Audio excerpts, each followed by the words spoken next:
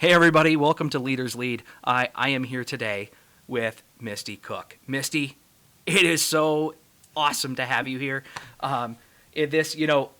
Sometimes life gives us awesome gifts, and today I'm blessed with having the opportunity to talk about you, honor your service to this great nation, and share this unique gift that you give back to all these unique generals and leaders and everything that you help continue to serve outside of the military. So, Misty, without further ado, can you just introduce yourself to the Leaders Lead crowd?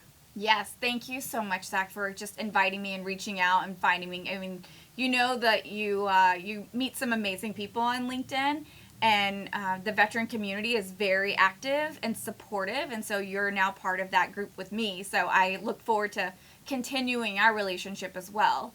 As far as my journey to get to this place, I was prior enlisted, and then I commissioned through the enlisted commissioning program, and then went to the Citadel for my bachelor's degree. And then when I went out to the fleet, I became an adjutant, and so as an administrator of that unit, and so fast forward midway through my career, I started to do protocol, which was like event planning, and I was sent to do protocol for the Commandant of the Marine Corps.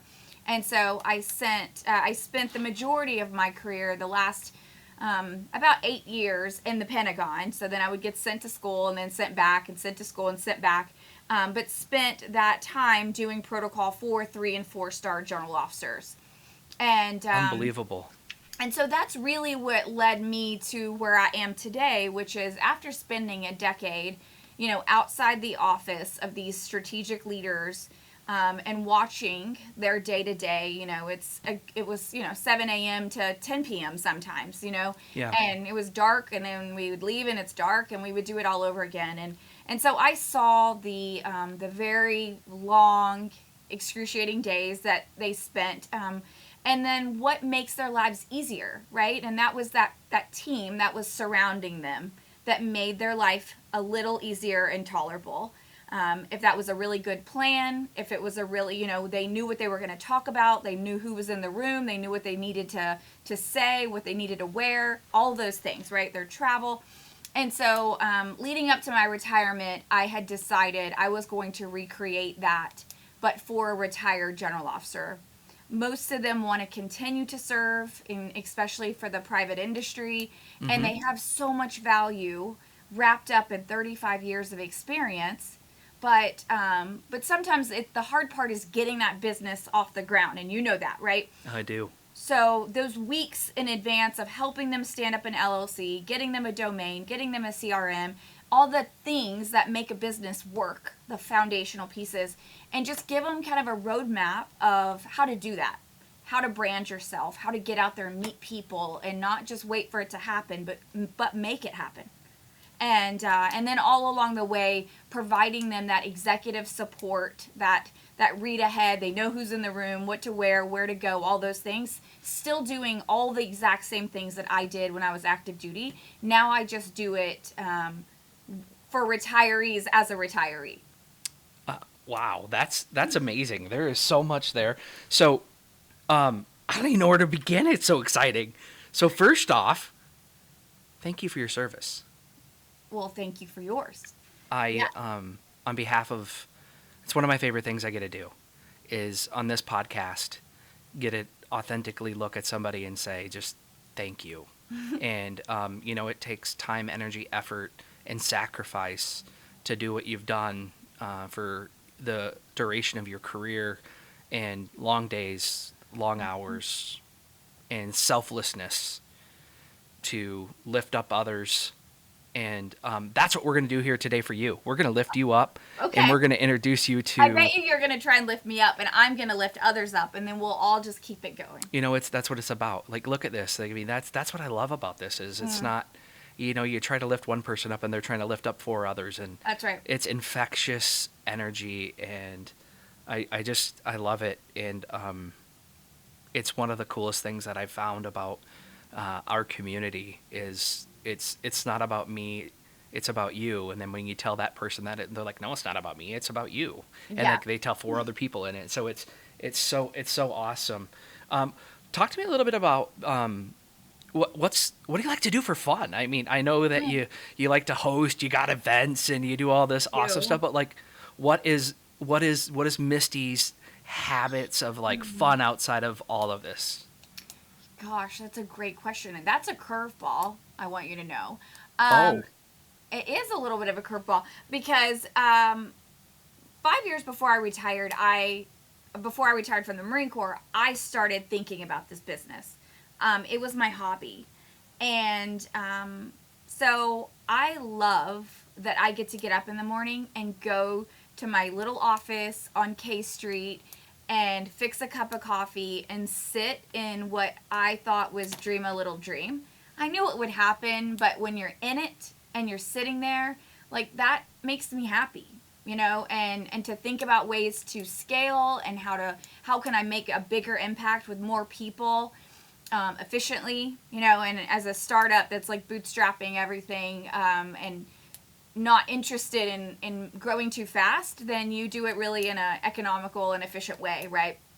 And so I think that work really pours into me personally and professionally, and it makes me happy because I had an idea and saw a need for a community that I love and that I had supported, and it turned into a real life dream come true. So that makes me happy. The other group that makes me very happy that gives me energy is professional women. So I do host a monthly professional women's champagne reception at my office. So that is always something to look forward to. And they come from all walks of life. And you'll appreciate this, but one of the things that we do in this group is, of course, I've wrote an SOP, because why would I not have an SOP for a champagne reception? of course you did. Yeah. And so I have an SOP, but really the important part was kind of what we talked about, offline right before we came on. And it's about teaching people the power of a network and how to network. It's not about you only network when you're looking for a job. And it's not about you when you are networking. And so I always use the example of, if I meet a guy that I say, what do you do? And he says, I sell blue toilet brushes. Then your first reaction should not be to glaze over because you're not looking for blue toilet brushes. Because if you're active in networking, 3 weeks from today, you're going to be at another event and you're talking to somebody and I'm like, how are things? What's going on? What's your pain points? And that person will say, all I'm looking for is blue toilet brushes and I can't find them. And Yeah. I'll be like, well, I know a guy. I just met the guy that sells those. Let me make a connection. And that power and that network, now I have two people looking for how do I help Misty Cook do what she's doing because I just made a business connection. So I think networking makes me, extremely happy. And so inside of our champagne reception is kind of teaching the people, like, who are you? What do you do? Who is your ideal client? Yeah. How, what's the pain points you're facing? And who do you want to meet? And each month, just like an awards ceremony, we do this publicly, where when somebody did a business connection, a business contract, they get a wine charm. And it's public so that people are carrying around their glasses with all these charms because they are actively seeking out how to lift others up. If that's a business connection or an invitation to a networking event or a collaboration. But to do it intentionally and not just on accident. So, That's awesome. yeah, so those are some of the things that I do, but I know that's related to my business, but it makes me happy, and so I think I get to live the best of both worlds. You know what? Like, that's still a hobby. And, when people answer the question of like, what are your hobbies? What's your life outside of work? When you can blend those things and there's not necessarily a demarcation, that's not bad. Yeah. One of my buddies, Mike Sorelli, I love him dearly. He, we talked about this in one of the sessions that I had that we recorded on my podcast. We talk about balance, right? And he's like, balance. When he like interviewed Terrell Owens, he was telling me about it. He's like, there's no such thing as real balance. It's like, how do you create some level of harmony, maybe, right? But Yeah. so I love it, and it's it's true when you're so passionate about something and you aggressively go after it to make it what you want to be. It's absolutely fantastic, Yeah. and good for you. I Yeah. love that you creating an infectious environment for others to thrive and teaching them how to do it. Those inflection points are what make an impact. There's so many different things that I could go off of and share with you on stories, but I think I want to tell you a story about creating the cause in the environment and the culture and the impact. There's this thing that happened. I like, you talk about branding and you talk about all this. I made a conscious decision about a year ago to stop branding myself. As you talk about, like, where do you work? Mm. Because everyone says, "Oh, I associate myself directly with what I do," and I made a conscious decision to say, "I'm Zach, and here's some of the things that I'm passionate about." Instead of saying, "I'm Zach and I work at company X," Mm. Yeah. and that was a powerful shift Yeah. because it didn't allow me to emotionally tie myself to something that wasn't that. It Could go freed me. away. Yeah. And because I had it stripped away from me. Yeah. And I tell you what, it was hard when that got stripped away from me, because I'd always known, like, my life was the military, right? And when I was done, that was the fabric of my DNA, because I was Zach and I'm in the military. Yeah. And then I was Zach and I was this corporate job. But I wasn't just Zach. Mm-hmm. And so when you can come up with those things and you create that identity of who you are, Mm-hmm. and you have that story of who you are, and then, by the way, you just happen to work somewhere, that's more powerful of a statement. Mm-hmm. And I think probably in the long run, it's healthy. It is. Like, it's you're protecting yourself from assigning yourself this identity that can be taken away from you. Yep. And building on who you are personally and being a great, executive at this organization, but not necessarily you are that organization. So, yeah, I think it's important. I mean, and that's actually really some challenges that my clients face, right? After 35 years, there is a population that their purpose, some of them, are tied up in ribbons and stars. And and what I want them to know and remind them on a regular basis is that they hang all that up, and, like, everything inside of them is the most important thing.